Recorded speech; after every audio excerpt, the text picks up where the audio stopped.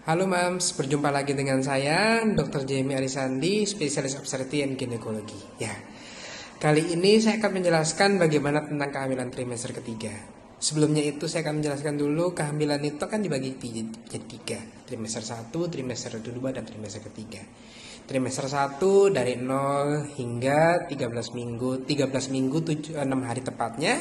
Yang kedua 13 minggu, 14 minggu hingga 27 minggu 6 hari, dan selanjutnya ada di atas 28 minggu.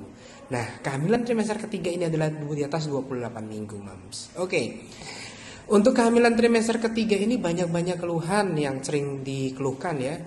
Beberapa macamnya adalah sakit pinggang, nyeri perut bawah, kadang posisi tidurnya nggak nyaman, kadang terasa sesak. Kita akan menjelaskan satu-satu.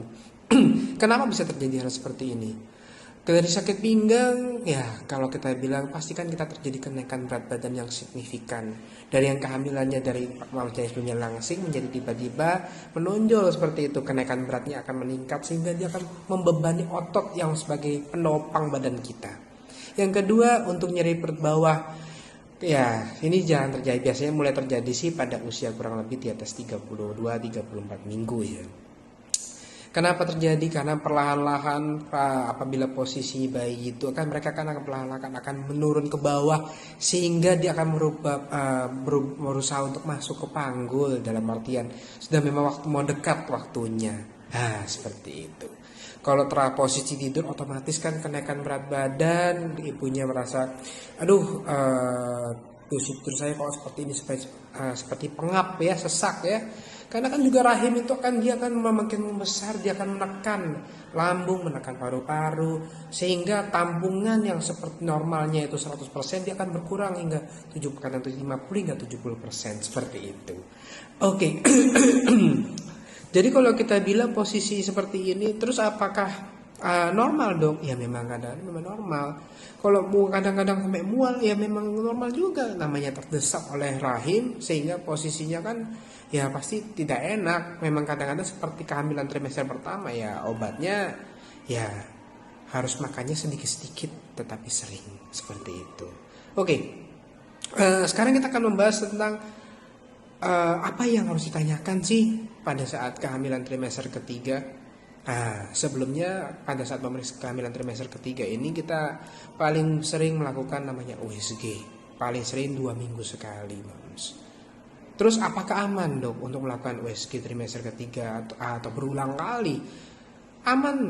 Kenapa kita bilang aman? Karena USG itu dia tidak mengganggu sedikit pun untuk perkembangan janin. Dan itu malah bagus sekali dan aman sekali karena kita bisa memonitor bagaimana perkembangan janinnya itu sehingga tidak ada terjadi kelainan atau keanehan di sana.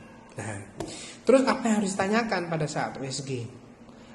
Yang paling bagus tanyakan paling sering ya sebenarnya paling normal adalah janinnya.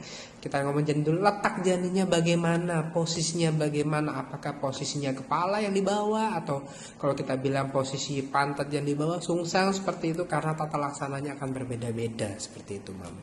Oke, kemudian yang kedua, kita melihat berat bayinya apakah bagus. Kalau kita bilang sebenarnya untuk pada saat trimester ketiga ini kan menjelang kelahiran ya, Mam ya. Di atas ya tepatnya adalah di atas 37 minggu. Nah, itu sampai maksimum adalah 42 minggu, 41, 42 itu sudah dilahirkan karena sudah tidak mumpuni seperti itu.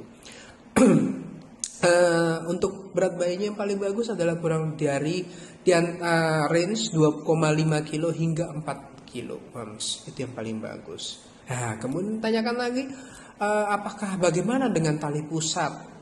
Kadang kan kalau kita paling sering tanyakan tuh apakah kelilit dok, seperti itu. Jadi jangan khawatir apabila kelilit akan sangat bagus. Ditanyakan kepada dokternya bagaimana dengan aliran darahnya. Di situ akan dokternya masing-masing akan menjelaskan apa yang terjadi pada saat itu. Karena apabila aliran darahnya bagus, tali pusat tidak perlu dipikirkan seperti itu, Mam. Nah, yang ketiga yang perlu diperhatikan adalah letak plasenta. Letak plasenta apakah dia menutupin jalan lahir atau enggak, karena kan lokasi plasenta bisa di atas, di belakang, di bawah, ataupun bisa menutupin jalan lahir. Karena apabila dia menutupin jalan lahir itu sangat berisiko, Mams. Kenapa berisiko? Nah, kalau misalnya trimester kedua nih, atau trimester kedua ya, kalau kita bilang kedua ini saya pernah mengalami lokasi plasentanya itu menutupi jalan lahir. Apakah ada kemungkinan dia akan tidak menutupi jalan lahir pada trimester ketiga? Bisa saja, tapi tidak semuanya. Kita seperti yang bilang bisa saja. Karena namanya rahim itu dia akan membesar sehingga lokasi plasenta dia apabila dia penempelannya berada di atas, ada yang awalnya menutup, dia akan terangkat perlahan-lahan sehingga dia membuka daripada jalan lahirnya, jadi masih bisa. Oke, terus apalagi dok yang perlu ditanyakan? Sebenarnya yang perlu tanyakan lagi adalah apakah terdapat kista atau mioma, Mams. Kenapa? Kalau kita bilang kista, perlu kita ketahui kistanya jenis apa. Untuk miomnya apa kita perlu tahu juga. Karena apakah dia bisa menutupin jalan lahir seperti itu apabila contohnya lokasi miomnya itu berada di mulut rahim atau mendekati mulut rahim seperti itu. Kenapa? Karena apabila dia berada di lokasi itu dan miomnya besar atau kita bilang itu adalah tumor jinaknya besar, dia itu akan pembukaan pada mulut rahim akan beresiko mengganggu sehingga tidak akan membuka secara maksimum, sehingga nanti tata laksana pada lahiran untuk lahiran normal akan lebih susah seperti itu. Oke, bagaimana tentang HPL? Kapan sih dok diceknya sebenarnya? Apakah bisa trimester ketiga ini dicek? Sebenarnya kalau kita bilang trimester yang paling bagus adalah trimester 1, tepatnya pada usia kehamilan di 9 hingga 13 minggu dengan menggunakan CRL. Itu nanti mungkin bisa dibahas lagi, bisa dilihat tonton ya di link saya di sini. Itu paling bagus memang karena melihat dari tengkuk belakang apa juga semuanya itu pada saat itu paling bagus. Oke, kemudian apa yang kalau pada saat usia kehamilan seperti ini, apakah boleh berhubungan dok? Sebenarnya kalau kita bilang pada saat usia trimester ketiga sah-sah saja. Tetapi apabila usia kehamilan ibunya di bawah 36 minggu, saya menyarankannya, mohon maaf sekali lagi, harap memakai pengaman seperti kondom. Kenapa? Karena apabila sperma dia mengenai mulut rahim, dia akan bikin terjadinya kontraksi seperti itu. Nah, terus bagaimana kalau saya pinginnya tidak memakai kondom? Paling bagus adalah di atas 37 minggu ibu. Karena itu sebenarnya akan sangat-sangat disarankan supaya membantu terjadinya kontraksi supaya lahirannya bisa lebih cepat seperti itu. Karena dia akan membuat pelemasan sehingga membangun kontraksi juga, lahirannya pun aman.